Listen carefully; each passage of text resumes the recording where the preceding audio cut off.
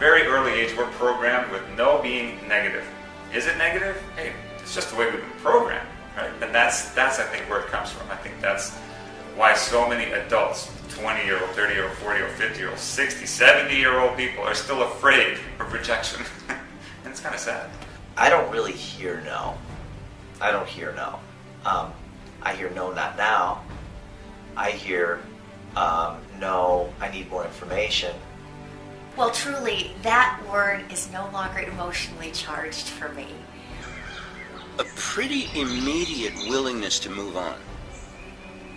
Realizing that no is not the end of the world. And that's how I used to hold it. You know, and no is really, it's like a death sentence. That sounds crazy coming out of my mouth, but like that.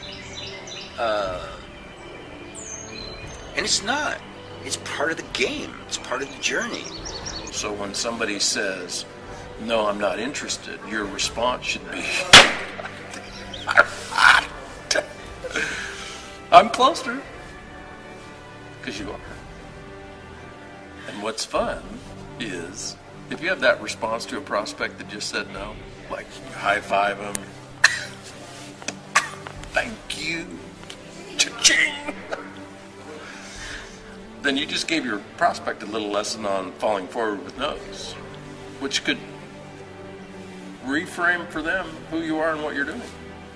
Well, you're going to have to edit this out of the movie, because I would say all the politically incorrect thing, which is, you know, they say, well, come on, you know the rejection isn't personal. Of course I know that on an intellectual level, but I still take it as personal because I was this pathologically shy person, and I have worked on that to be able to interact and to be social and to take challenges forward in business, but I'm still at the core a shy person.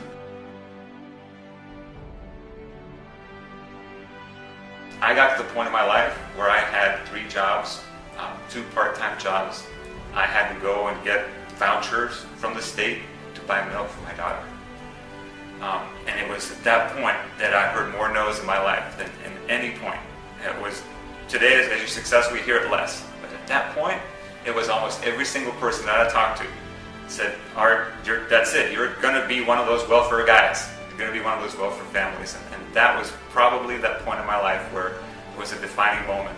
And I had to break through more no's than ever before to get through that. I think you've got to make a conscious reframe. And you get that first from reading a book like Go for No, where you learn why. You know, it's one thing just to say, oh yeah, embrace the no's. Now that's fine, and on an intellectual level, maybe, you know, you will a couple of times, but not for long.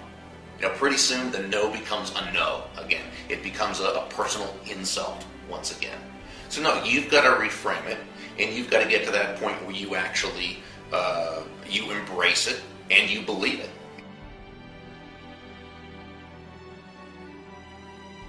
My goal was to do 3 presentations a week, 12 a month, knowing that probably 11 of them would say no, and my goal was to sign up 1 person a month for 2 years.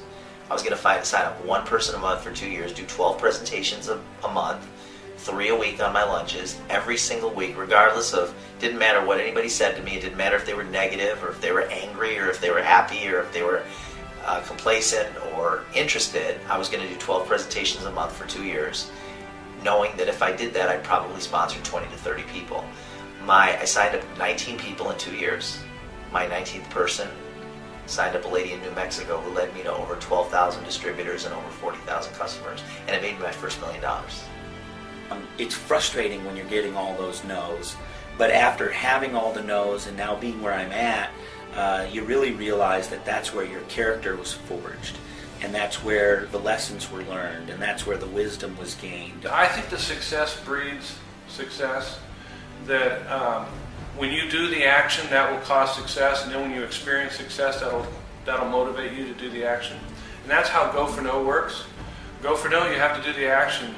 At first, you got to get your hands a little bit dirty, and then you're going to experience success. It's not if, it's when. You will experience success. It's an interesting reality that we are more committed to looking good. And when you get a no, you don't look good. It doesn't feel good. And so we have to be okay with not looking good. We have to be okay with getting dirty, messing up, falling down. I think a lot of times people give up too soon thinking they've failed because they got a lot of no's, instead of realizing, hey, I'm still on track to do this. It's just taking longer than my ego mind thought it would. I think what failure does at its ultimate level is it shows us who we have to become to get the results we want.